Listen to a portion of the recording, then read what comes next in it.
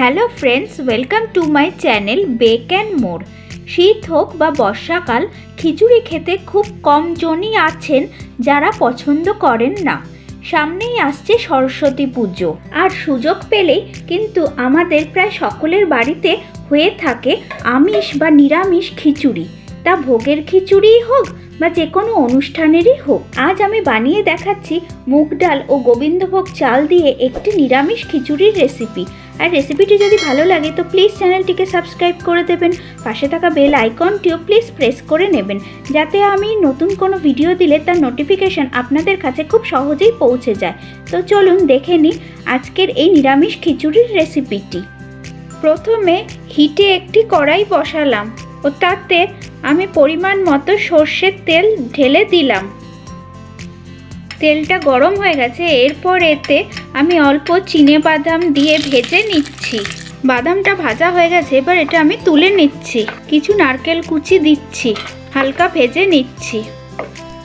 নারকেল ভাজা হয়ে গেছে, এবার এটা তুলে নিচ্ছি। এরপর ছোট 4টে আলু আমি হাফ করে কেটে নিয়েছি, সেটা ভেজে নিচ্ছি। অল্প লবণ দিচ্ছি। আলুটা ভাজা হয়ে গেছে, এবার তুলে নিচ্ছি। এবার আবার অন্য একটি কড়াই হিটে বসালাম ও তাতে 200 গ্রাম মুগ ডাল আমি দিয়ে দিচ্ছি। শুকনো খোলায় ডালটা আমি ভেজে নিচ্ছি। ফিরে আসছি কিছুক্ষণ পরে। লো টু মিডিয়াম ফ্লেমেই কাজটা করতে হবে, বেশি হিট দিলে ডালটা পুড়ে যেতে পারে। ডালটা ভাজা হয়ে গেছে, দেখুন ডালের কালারটাও চেঞ্জ হয়ে গেছে আর ডাল থেকে সুগন্ধও বেরোচ্ছে। এই অবস্থায় ডালটা আমি নামিয়ে নিচ্ছি। ডালটা বেশি ভাজবেন না, তাহলে সেদ্ধ করার সময় সমস্যা হতে পারে। শুকনো খোলায় ভাজা ডালটা আমি একটি বাটিতে ঢেলে নিয়েছি ও তাকে আমি জল দিয়ে ভালো করে ধুয়ে নিচ্ছি। ডাল ধোয়া জলটা এবার আমি ছেঁকে নিচ্ছি। এভাবে আরও 2বার ডালটা আমি ধুয়ে নেব। এবার এখানে 200 গ্রাম গোবিন্দভোগ চাল নিয়েছি, সেটা বাটিতে ঢেলে দিচ্ছি। চালটা জল দিয়ে ভালো করে ধুয়ে নিচ্ছি।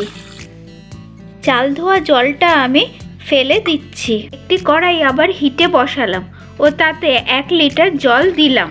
জলটা ফুটতে দিচ্ছি। ফিরে আসছি কিছুক্ষণ পরে। জলটা ফুটে গেছে, এরপরে আমি ধুয়ে রাখা ডালটা দিয়ে দিচ্ছি। ডালটা একটু আমি রান্না করে নিচ্ছি। 5 মিনিট পরে ফিরে আসছি। 5 মিনিট পরে ফিরে এলাম। এরপর ধুয়ে রাখা চালটা দিয়ে দিচ্ছি। এই সময় ফ্লেমটা হাই থাকবে। ভালো করে মিশিয়ে নিচ্ছি। ফিরে আসছি কিছুক্ষণ পরে। ফিরে এলাম 15 মিনিট পরে। জলটা অনেকটা টেনে এসেছে, আর একটু জল লাগবে।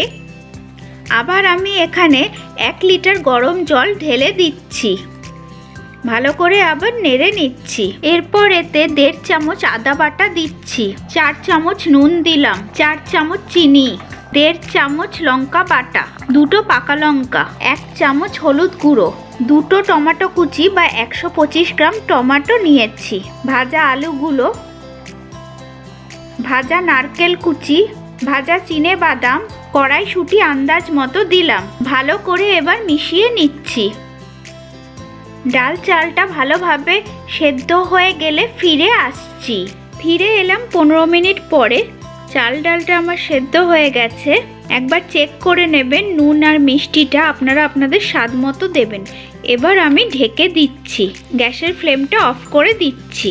এবার আবার একটি প্যান আমি হিটে বসিয়ে এতে পরিমাণ মতো সর্ষের তেল দিলাম। তেল গরম হয়ে গেছে, এবার এতে আমি 2টো শুকনো লঙ্কা ফাটিয়ে দিলাম, 2টো তেজপাতা, 1 চামচ গোটা জিরে, 3-4টে ছোট এলাচ, 1টা দারচিনি ফোড়ন দিলাম। ভালো করে মিশিয়ে নিচ্ছি। ফোড়নের সুগন্ধ বের হলে নামিয়ে খিচুড়ির ওপরে ছোক দিচ্ছি।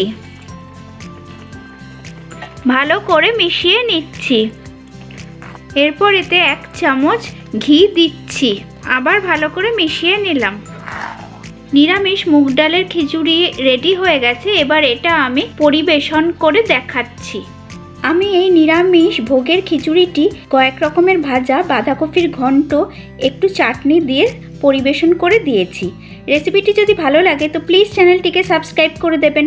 পাশে থাকা বেল আইকনটিও প্লিজ প্রেস করে নেবেন, যাতে আমি কোনো নতুন ভিডিও দিলে তার নোটিফিকেশন আপনাদের কাছে খুব সহজেই পৌঁছে যায়। তাহলে আসি আজকে, টাটা।